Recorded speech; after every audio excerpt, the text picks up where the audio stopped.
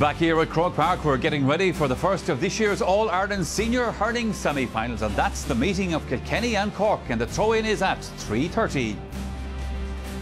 Well, hopefully it's going to be a good one, and straight away let's get the thoughts of the rival managers. They, of course, are Brian Cody of Kilkenny and Dennis Walsh, who is the Cork manager. They have been speaking to Ger Canning. It's an interesting Kilkenny selection today because you've got the last four captains to win the All-Ireland, and of course it's a significant year, or could be. Well, I wasn't even thinking about that year, to be honest. I mean, the four of them are playing today, I suppose, yeah. But essentially it's about, everybody being out there and the whole 15 and maybe whatever 20, 21 is needed out there. So it's going to be a huge battle for us, but we're looking forward to it. One man you're missing, of course, is John Tennyson. Now, playing against Cork in the semi-final, he reduces your options by not being there, not being available. Yeah, for sure. John is a super player. He had a great season last season. I played wing back and came on against Galway, and he had a huge role in the game as well, and he was really flying fit and massively determined. But he's gone now, and it's very, very unfortunate for John. But I mean, somebody else will have to step in if necessary. The very hot favourites tag, how do you feel about it? Doesn't come into my head at all. I see this as a massive 50-50 battle. I mean, favourites doesn't mean anything. Two very good teams up against each other, so it'll be a serious game. We've had 5.5 matches now, including the replayed Munster and extra time Munster final, but I suppose that was, we were geared up for May for that performance, and I suppose we were geared up for today as well. We've maybe fallen slightly off the wagon in between, but at the same time we lasted the pace of Waterford there from a point of view of physicality, intensity, and just maybe we should have got a few more scores, and we can only have ourselves to blame on that. But we could have easily got over the line in those, and we might be looking at a different scenario. But we are here now exactly where we set out to be, and. I believe there's a huge performance in the team again. We've a lot of games played, including the league final and the whole lot. But I think that has to stand to somewhere along the line, and I'm hoping it'll all come right today. Yeah, big day for Dennis Walsh, the Cork manager, and changes having to be made on their team, Tomas. Talk to me about them and the impact that they're likely to have on the Cork setup. Well, I suppose all week, Mike, the big one was about Shane O'Neill, whether Shane O'Neill could recover from the hamstring injury that he picked up in the Munster final. And it was always going to be nip and tuck whether he'd make it or not. And unfortunately for Cork, he's not starting, and he won't play any part, being honest with you, right? So I think that is a big blow, because Shane he has leadership qualities. He's kind of the safeguard around on Cadogan at the edge of the square as well, right? But the man coming in, Shane Murphy, is equally as good a player as well, right? He was very, very good the last day against Antrim, but this is a totally different test, He's coming from Iarn's own club, fantastic hurling pedigree. He's come up through the underage ranks as well, Maybe one criticism that I would have had in the last day was that he gave away a lot of frees against Antrim there, and it just was probably overhyped for the occasion, getting his opportunity and stuff like that. And a big match days, that can happen to anybody, So he just needs maybe to keep a bit more inside today. And I suppose the big one then up front is Michael Cusson not playing, and people say Michael Cusson picked up an injury last week in training, or last Sunday morning in training. But I believe Cian McCarthy has been in Dennis Walsh's head for the last 2 weeks. It's a bolt out of the blue. It's a big surprise.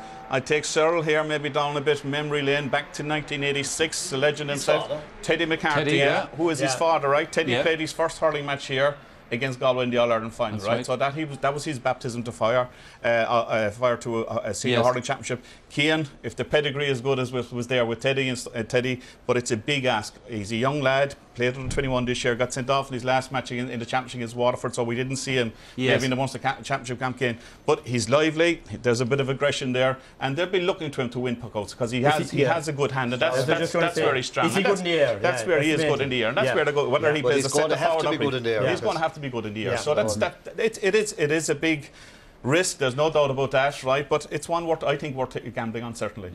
Okay, what we're going to do now is we're going to take a look maybe in a little bit more depth at some of the strengths and weaknesses of both of these sides. Now, Cyril Farrell here, you reckon the strength of this Kilkenny side is the defensive abilities of JJ Delaney and Tommy Walsh and the way they can dominate things. Yeah, they're all great hurlers in defence. Jackie Turner is probably as good as you get, but these we're all referring to the aerial power of these guys. This is JJ Delaney, got out from full back to wing back, great in there. This against Galway, high in the air, catches the ball. No, he's not that extra big, but he'd do that all day. okay, here he is against Dublin again.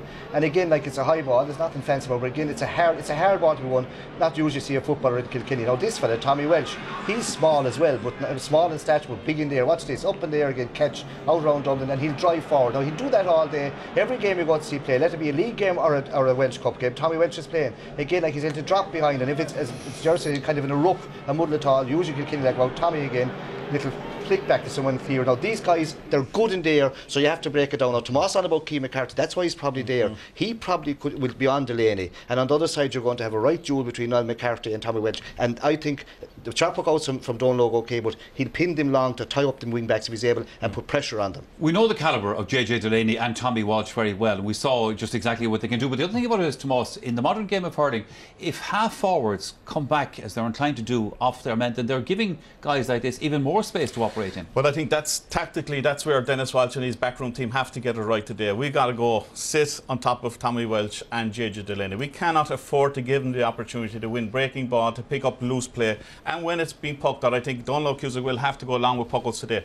These guys will have to, the ball will have to stick, certainly from puckouts and stuff like that if they're going up to catch it. But the important thing is they've got to show aggression on these two guys, because they can't afford Tommy Welch or JJ Delaney to dictate things the way they've been done in the last couple of weeks. And that is, you're right, Michael, because the half forwards have been drifting out to midfield and those two guys have stayed in their position. Cork cannot afford to do that today. Yeah.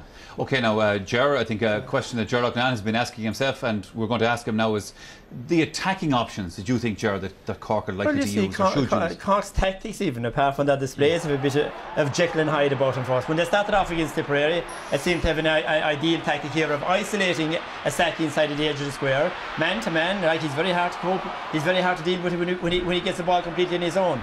Now, most of the ball was supplied by John Garner from wing back. The puck out to John Garner. Now look at him inside. Even if he doesn't catch it, the corner forward is coming in, and that's where they got the goals from the last day. The 3 goals came from that. Now, what contrast is against Waterford? Look at the low ball inside. Isaki hasn't got the skill to cope with the low ball like that. He's not going to be effective if he gets low, slow ball coming in like that. He's no good to him. Now, the last day, funny enough, when Isaki was taken off and Custom was taken off, they reverted to that traditional game of running with the ball, and they looked much better, much more dangerous, and they were much more effective. You know, the two midfielders, Naughton and Kenny, running with the ball, taking on their men, and getting the ball to the man in space and putting it over the bar. Now, much easy to say, easy to do there maybe against Antrim, but against the Kilkenny defence, it's going to be much more difficult. But I just add to what the lad said about the Kilkenny defence. Yes. You know, on Tommy Welch and the like of JJ Delaney, what you cannot let them do is catch the ball in there. We all know that. Right. But you also cannot let them come back in and cover for their full back line. Yes. Because if they do that, you're not going to get any chance around the goal. So you kind of keep them between the 50-yard line and the halfway line. And if they don't mark you, then put the ball over the bar. Take your long-range points. But that's, and then hope that something will come inside. I mean, you saw the clips of Izaki, right? I mean, he has to stay at the edge of the square. He has to stay and your two corner forwards will have to play off him then. Whether it's Ben O'Connor or Patrick Horgan, they've got to watch the breaking ball, certainly. I mean, and the half forwards, Tomas, must keep the half back line out away from them. And I agree with you. I mean, you'd expect maybe a bit of a running game from Cork, particularly in midfield, from Tom Kenny and Cathal Naughton to get through the gap there and maybe get their half back line to commit and throw the hand pass inside. That's what you should be looking for. The funny thing about this Kilkenny team is that, you know, you're looking at stars like in the half back line, Noel Hickey at full back, like one of the great full backs and so on, and talking less and less about like one of the great stars of hurling, Henry Shefflin. I mean, and what they've got up front. Well, I mean, we're seeing probably one of the greatest players in the last 15 years, certainly 10, 15 years, no doubt about it, right? But the crucial thing, Michael, about this guy is his flexibility all over the field. I mean, when they were in trouble against Galway in periods in the game, Shefflin was inside a corner forward, they bring him out to centre forward, and suddenly he starts dictating things from the centre forward position, throwing balls around, hand pass, and then this is where he's at his most dangerous, right? Getting in behind the cornerbacks, ghosting in there. And I think it's a gameplay that maybe Cody adopts as well. Certainly maybe start him with the wing forward, see how he's working around there. And eventually there's a bit of a rotation. He might go to centre forward for a period of time. He might go into full forward for a period of time. But eventually he'll end up in a corner forward position. I mean, the legs are probably not the way they were over the last number of years, especially and there may be after the Cruciate. Absolutely, after Cruciate, there is a bit of a slowdown. Right. But they love to get him into an isolated position, maybe on one of the weakest defenders on the day, and that's where it's crucial. Okay, let's get some other opinions on today's game. The views now of some men who know firsthand how keen a rivalry there is in these games between Kilkenny and Cork.